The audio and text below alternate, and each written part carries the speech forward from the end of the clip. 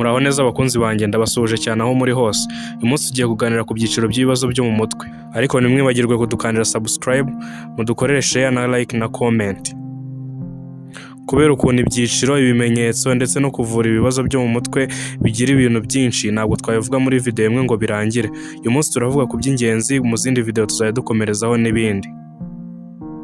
Hari siyanse yiga ibibazo byo mu mutwe, iyo siyanse bayita psychopathology. Yiga igitera ibibazo byo mu mutwe, ibimenyetso byabyo, uburyo ibibazo byo mu mutwe bikura, kumenya ikibazo cyo mu mutwe runaka umuntu afite ndetse n'uburyo wakivura. Ese ubundi ni ryari bivugwa ko umuntu afite ikibazo cyo mu mutwe? Aha abantu biga psychopathology bagabanya ibingibi mu moko ane. Ibi bintu tugiye kuvuga uko ari bine, iyo ubifite icyo gihe umenya ko ufite ikibazo cyo mu mutwe. Ibyo nibyo bita 4Ds of abnormal behaviors. D ya mbere cyangwa se D ya mbere nicyo bita distress. Aho iyo ufite distress ni muri cya gihe uba wumva uri kubabara cyane mu buryo bw'amarangamutima. Washobora kugira agahinda gakomeje cyangwa se ukagira amapanike. D ya kabiri bayita dysfunction. Aha muri dysfunction, aha ni mu gihe umuntu aba atabasha gukora uburyo yakoraga mu buzima busanzwe. Ahangaho umuntu ajya ku kazi bikamunanira, akaba atabasha kwiga ndetse n'abasha no kugira imibano irambye. D ya gatatu ni deviance. Ahangaha imyitwarire y'umuntu bitandukanye n'ibyo abantu bakora mu buzima busanzwe. Ahangaha ni handi usanga umuntu ari kuvugisha umuntu udahari.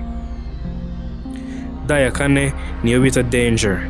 Ahangaha iyo umuntu ari dangerous bisobanuye ko ashobora kwibabaza cyangwa akababaza bagenzi be. Ashobora kwiyahura cyangwa se akabangamira abandi cyangwa se akanabahohotera. Abantu biga psychopathology bagabanya ibyiciro by'indwara zo mu mutwe mu byiciro bine. Icyiciro cya mbere cy'indwara ni izo bita anxiety disorders. Ahangaha dusangamo indwara nka panic disorder, social anxiety n'amaphobias. Izi ndwara zose zivuzwe zirangwa no kuba umuntu afite ubwoba, akagira panike cyangwa se umutima we ugatera cyane. Ubwoko bwa kabiri babwita mood disorders. Ahangaha niho dusangamo indwara nka major depression, bipolar disorder n'izindi. Ahangaha zirangwa n'ibimenyetso byo kugira agahinda gakabije cyane no guhindagurika kwa mood. Icyiciro cya gatatu ni indwara bita psychotic disorders.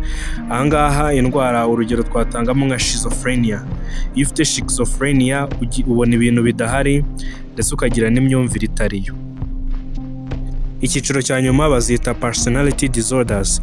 Ahangaha dufitemo indwara nka narcissistic personality disorder na borderline personality disorder. Zirangwa no kuba umuntu atabasha gukora imibano irambye, kamere ye nayo ukaba utayimenya. Kaduhere kuri ubu bwoko bwa mbere bita anxiety disorders. Se mbere na mbere iri jambo anxiety ni iki?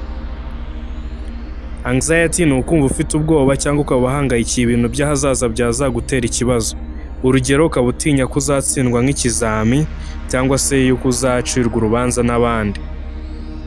Kumva ufite ubu bwoba ni ikintu gisanzwe, ariko kiza kuba ikibazo mu gihe byabayeho igihe kinini cyane bikabangamira n'ibindi bikorwa by'ubuzima. Katurebe ku moko y'ingenzi cyane y'izi ndwara bita anxiety disorders. Ubwoko bwa mbere twavugamo generalized anxiety disorder cyangwa se GAD. Ubwoko bwa kabiri twasangamo panic disorder, tugasangamo amaphobias, tugasangamo social anxiety disorder, tugasangamo agoraphobia, tugasangamo na separation anxiety disorder. Kaduhere ku ndwara ya mbere bita generalized anxiety disorder. Ahangaha uba ufite guhangayika gukomeye cyane kw'ibintu byo mu buzima busanzwe. Ushobora guhangayikira kugira ubuzima bwiza, gutunga amafaranga, ishuri, umuryango, uhazaza hawe n'ibindi bibazo bito na bito byo mu buzima.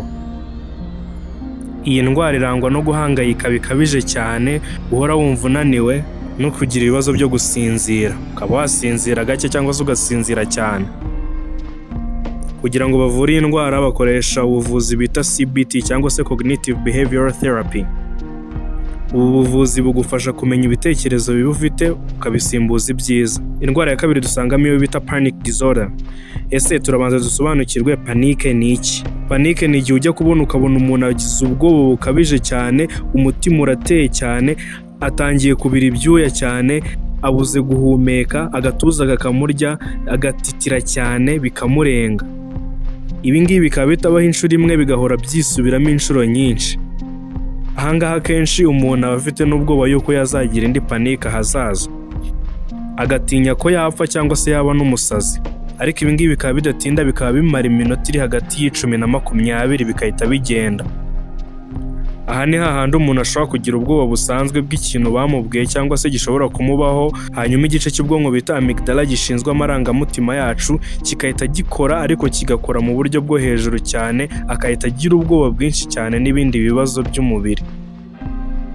Akenshi umuntu aba ari gutinya ko agiye gupfa. Aha naho kuvura iyi ndwara akenshi bakunda gukoresha cognitive behavioral therapy cyangwa se CBT. Ubuvuzi bugufasha kumva panike aho ituruka, ikiyigutera, ndetse ukanarekera gutekereza ibintu bitari byo. Bashobora no kuguha imiti nka sertraline na paroxetine. Ibindi bizakomerezaho tuzagenda tubiganira mu zindi video nzakomeza kurekura kuri iyi channel. Ima subscribe kugira ngo n'izindi video zizaza uzahita uzibona ku mwanya wa mbere. Ndabakunda cyane. Ciao ciao.